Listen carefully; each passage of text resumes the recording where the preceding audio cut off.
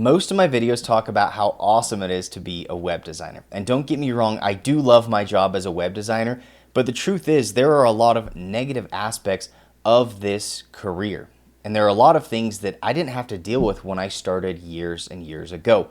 There are a lot of scary things that us as web designers are facing right now, including artificial intelligence. And so in this video, I want to talk to you about these negative parts of being a web designer. And my hope is that by the end of this video, you have enough information to make an educated decision on whether or not this is a good career path for you, or if you should choose to do something else. Plus, at the end of this video, if you stick around, I'm going to talk about AI and how this is negatively affecting designers and where I see this going in the next few years. So let's dive into it.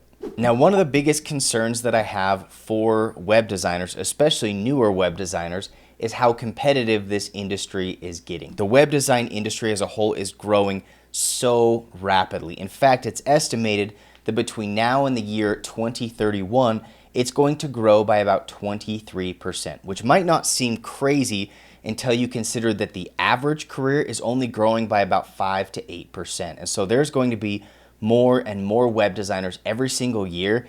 And my worry is that there's not going to be enough work to keep up with the number of web designers. Now, not only are you competing with a huge number of other web designers, but also I would say that in the web design industry, there's about a 90-10 breakdown, meaning that about 90% of the web designers fight over 10% of the work, and then the other 10% of web designers get to have the other 90% of the work. And so there's this top tier or this top echelon of more successful web designers that get most of the projects. And so if you're new, not only do you have to compete with tons of other web designers, but you have to work your way into that top percentile to make sure that you have enough work to pay the bills. Now, I'm not saying that it's impossible, but it is going to take a lot more work. A couple years ago, say 5 years ago, there just wasn't as much competition, and so I could become a web designer and find projects pretty easily. But there's tons of other web designers now, and there are a ton of other affordable ways to get a website built. There are websites like Fiverr, there are new tools like do-it-yourself type tools, and there are a lot more opportunities for people just to buy a plug-and-play template and make their own website. So you have to consider all of these things in terms of competition when deciding whether or not web design is a good career for you.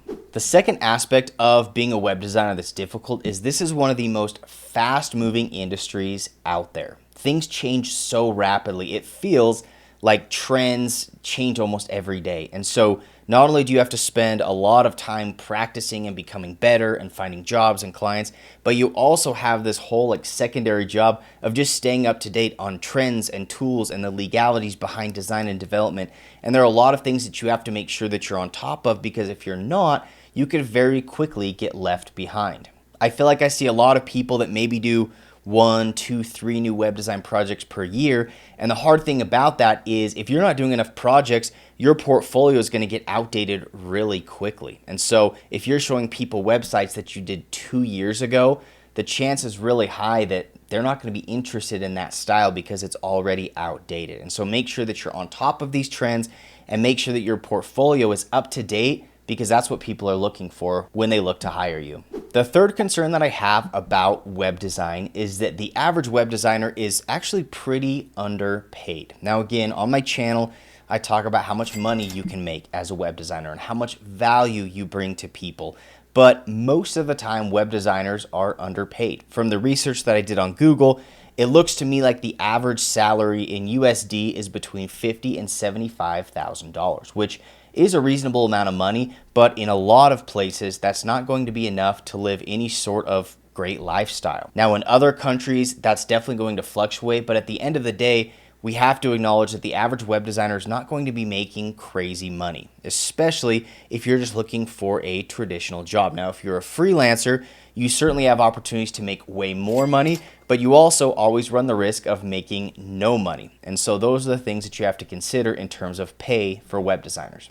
The next thing that makes being a designer really difficult is that, generally speaking, design is undervalued. So your clients, your employers, they're going to put things like marketing and advertising and operations and sales and hiring. All these things are going to come before design when they're determining budget. And so a lot of times by the time they come to you to hire you, they don't have a huge budget to pay for design. So this doesn't mean that you can't make a lot of money as a designer or a web designer, but what this means is you have to be prepared to convince people of your value, because it's not always going to be implied that you as a designer are going to increase sales, or you as a designer can increase traffic or get them new customers or clients. And so you have to be ready to sell yourself and your services and your value, because it's not always going to be guaranteed that people appreciate your work like they should.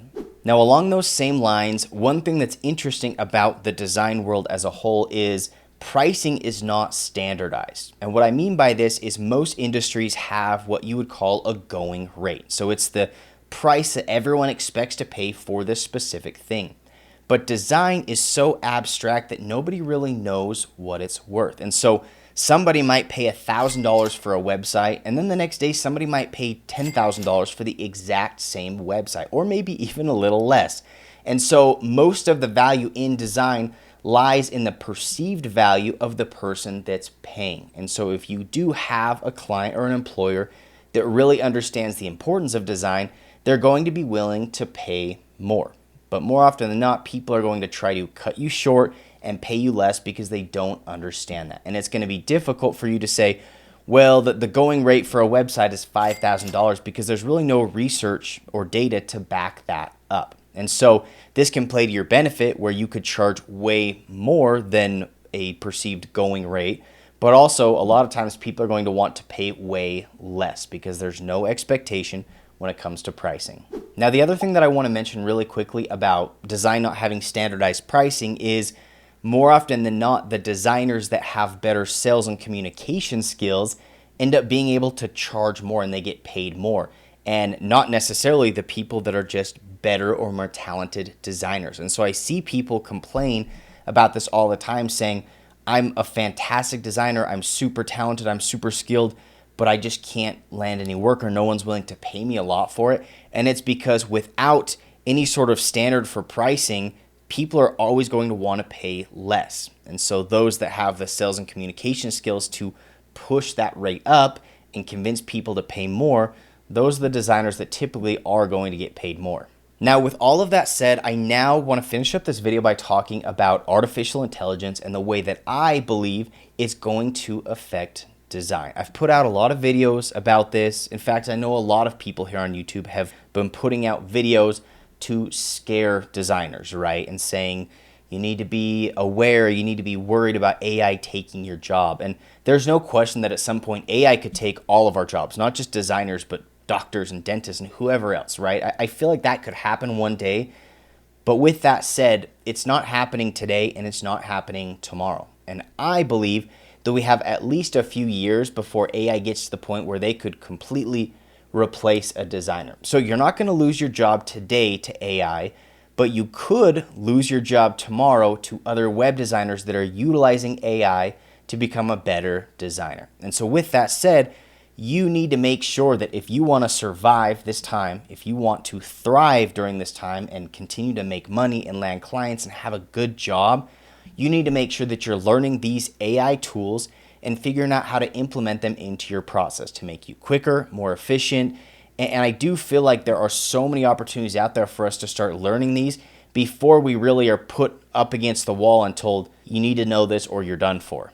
And so you still got time. Don't feel stressed or overwhelmed.